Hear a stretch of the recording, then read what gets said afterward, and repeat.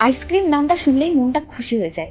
কিন্তু জানেন কি, এই আইসক্রিমের পেছনে লুকিয়ে আছে হাজার বছরের ইতিহাস। হাজার বছর আগে প্রাচীন চীনে মানুষ বরফের সঙ্গে দুধ, চাল ও ফল মিশিয়ে এক ধরনের ঠান্ডা খাবার বানাতো। এটাকেই অনেক ইতিহাসবিদ আইসক্রিমের প্রথম রূপ বলে মানেন। তারপর এটা পৌঁছে দেয় পার্সিয়া, যেখানে তারা পর্বত থেকে বরফ নামিয়ে তাতে গোলাপ জল ও ফলের রস মিশিয়ে শরবত বানাতো। এটি ধনী দরিদ্রের সবার পছন্দের ঠান্ডা খাবার ছিল। এরপর আসে রোমান সাম্রাজ্য। সম্রাট নিরো নিজেই নাকি দাস পাখির পা থেকে বরফ বানাতেন, তাতে একটু মধু আর ফলের রস মিশিয়ে খেতেন।